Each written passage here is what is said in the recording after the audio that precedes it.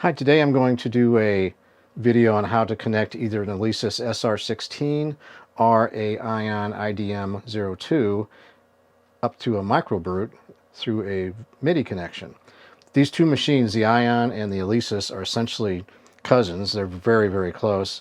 I did another video comparing these two machines, and I'll just leave a link for that in the description section below. But I got actually this machine because I wanted to drive the MicroBrute, and it does work, but I kind of like using the SR16 a little bit more for this particular application.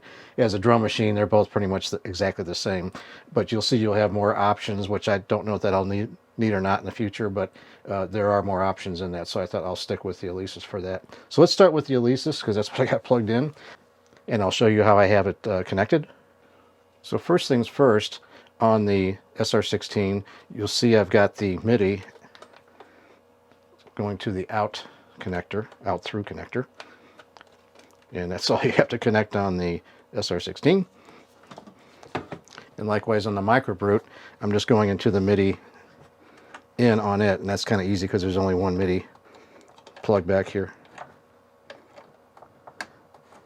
Sorry, that's kind of tight, I can't quite see that. So the setup on this is pretty straightforward. In order to talk to the MicroBrute, we're going to hit MIDI setup, and you're going to have several choices here. So it starts with MIDI channel Omni, which means you can do all the channels or one, or whatever channel you want. You go up to the pages with this tempo page button up and down. Okay, so just got a bunch of things here. Let's go back to one. So as you scroll through, you'll see there's some options: drum in, drum out, note, clock in, clock out, and that's the one we want. So if you bought yours used or something, this may not be set to on, so you need to check that. So when you if you get one and that's set to off, and you change that with this up and down arrow here, you want to set that to on, and that'll send the signal out to the MicroBrute. We'll hit that again. So that's really all you have to do to talk to the MicroBrute. Now, okay, so I have several patterns in my sequencer already.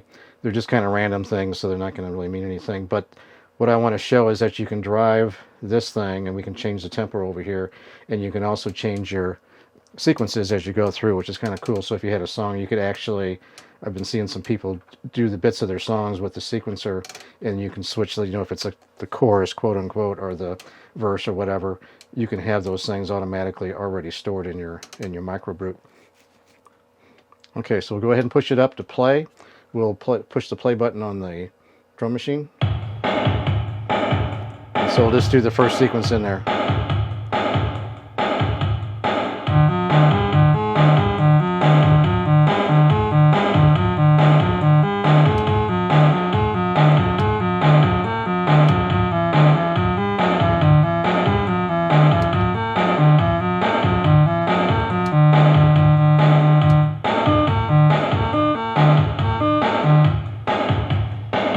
Okay, so you can see it's driving it, and let me just turn this tempo up so you can verify that that's the case.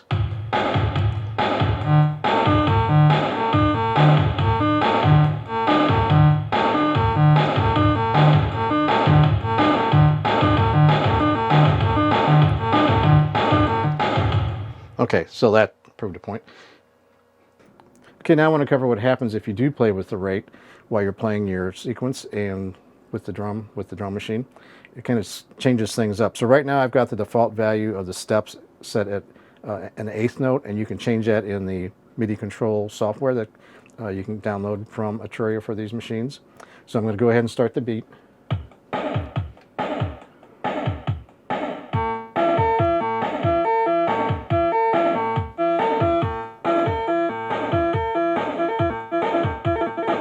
Okay, so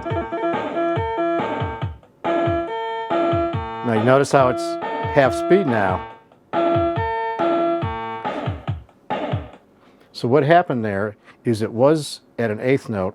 When I messed around with the rate key, it went down to the default value, which is a quarter note. And no matter what setting you have, whether you put it on your choices on the MIDI software are a quarter note, eighth note, 32nd, and 64th.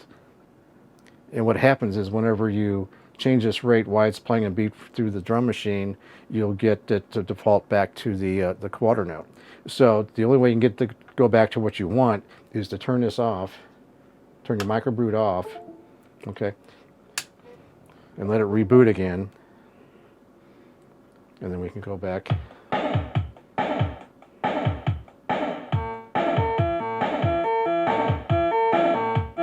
Okay, so it just kind of a watch out. So when you're fooling around here and everything, you know, as you're playing with the rate key, it can upset your system here. And if you have your default sequencer step on something other than a quarter, that can mess with your system here. I prefer the eighth.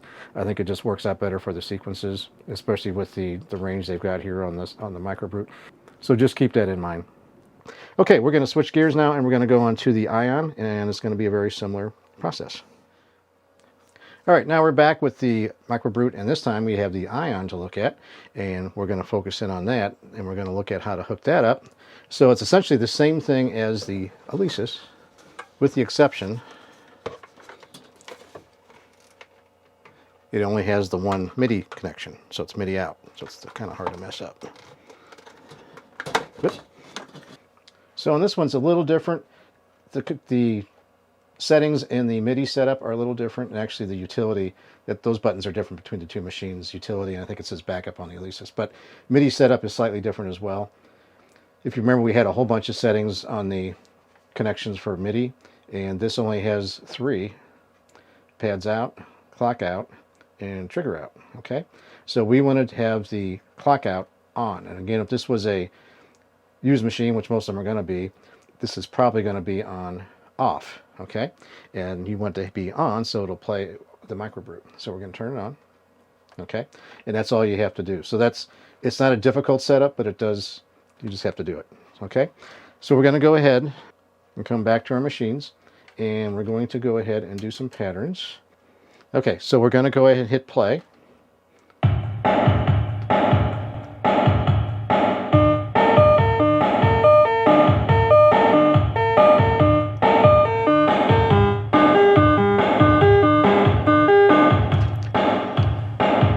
Okay, so it's driving that, and you can change the patterns, like I said before, with the Alesis. Cool little setup, and if you're going to do other machines as well, I'm not sure how you would synchronize more than just a few things, but it's definitely something to play with if you've already, especially if you already have a Alesis or this Ion. If you get this Ion cheap, I'd say go for it, because I think the more I kind of play with it and everything, it's like, well, for what I'm doing, I think maybe this would work for me after all. But I like having the Alesis just because that's more commonplace, and if I go to resell, it's going to be an easier resell. So I hope you enjoyed this video. If you have any questions or comments, please leave them in the comment section below. If you like this video, please thumbs up. If you really like it, please subscribe. And the more people that subscribe, the more it puts me in the search results. And so I'd like to thank you very much for watching.